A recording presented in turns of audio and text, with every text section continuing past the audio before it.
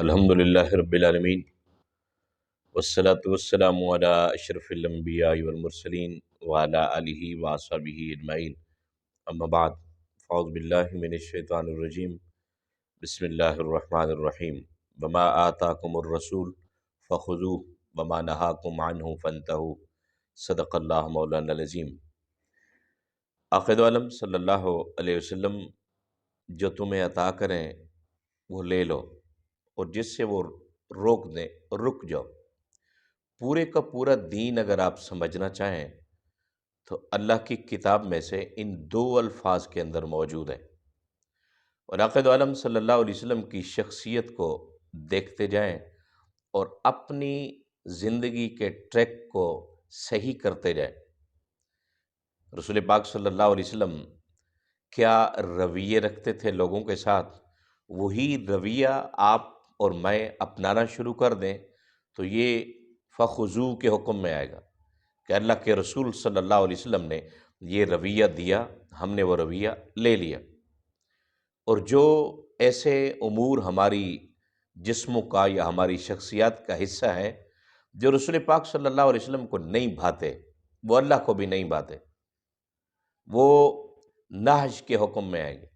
آقا دو عالم صلی اللہ علیہ وسلم معاشرے کا بہترین شہری بناتے تھے اپنے غلاموں کو، اور بہت سارے غلام ایسے ہوتے تھے جو آ کے نصیحت طلب کرتے تھے، یا رسول اللہ صلی اللہ علیہ وسلم ہمیں نصیحت کریں۔ آج سے اگر ہم تھوڑا سا پیچھے چلے جائیں تو یہ لوگوں کی عادت ہوتی تھی، وہ بزرگوں کو کہتے تھے کہ نصیحت کرو۔ جس زمانے میں ہم جی رہے ہیں ہم کہتے ہیں کہ بزرگ ہم سے سیانے نہیں ہیں، سیانے تو ہم ہیں، ہم جدید دور کے لوگ ہیں۔ جب تک بزرگوں کو اچھا سمجھتے تھے لوگ، ان سے نصیحت بھی لیتے تھے اور پھر نصیحت کے اوپر عمل بھی کرتے تھے، پھر یہ نصیحت کے اوپر عمل کرنا ان کی زندگیوں کو سنوارتا بھی تھا۔ آقا دو عالم صلی اللہ علیہ وسلم کے پاس ایک غلام حاضر خدمت ہوا اور آ کے عرض کی، یا رسول اللہ کوئی نصیحت فرمائیں تاکہ میں اس کے اوپر عمل کروں اور جنت میں چلا جاؤں۔ جو غایت تھی ان مسلمانوں کے جینے کی وہ جنت تھی، کہ جنت کے اندر کیسے سوکھے پہنچ سکتے ہیں۔ تو اللہ کے نبی صلی اللہ علیہ وسلم نے اسے ارشاد فرمایا کہ غصہ نہ کیا کرو۔ اس نے پھر عرض کی، یا رسول اللہ نصیحت فرمائیں، ارشاد فرمایا کہ غصہ نہ کیا کرو۔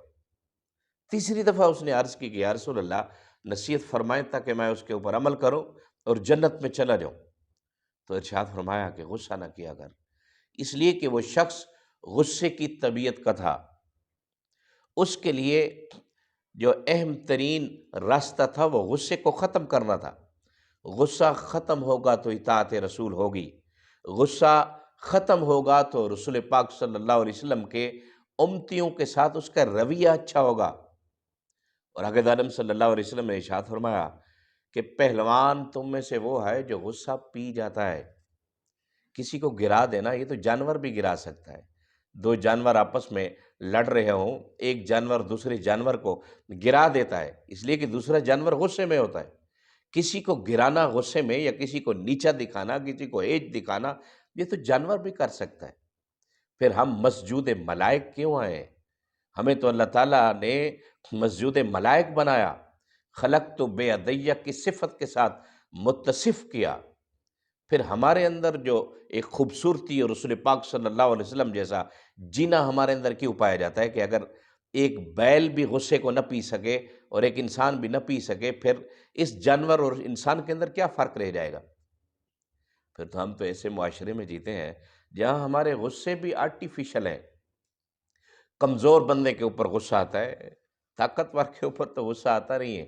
ہم بہت غصے میں ہوتے ہیں، جیسے ہم سے مافوق جیسے ہی اندر آتے ہیں ہم اس کے سامنے ہنسنا شروع کر دیتے ہیں، ہم کہتے ہیں جناب تشریف لائیے، آپ کو یاد کر رہے تھے، اس سے پہلے ہمیں غصے میں ہوتے۔ اس کا مطلب ہے ہم محتاط کے اوپر غصے میں اس لیے تھے کہ ہم اس کو نیچا سمجھتے تھے، ہم اپنے آپ سے کم تر سمجھتے تھے۔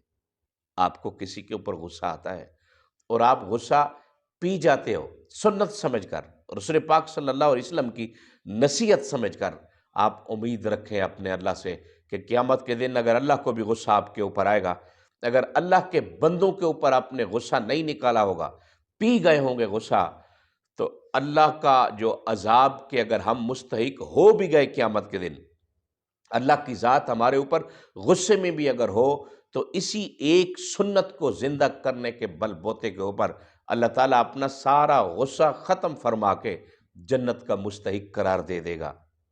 میرے بھائیوں، جس معاشرے میں بے انصافیاں ہوں، بے رہ روی ہو، اس میں غصہ تو آتا ہے، لیکن غصے کو پی جانا اشرف المخلوقات کی سب سے بہترین سنت ہے۔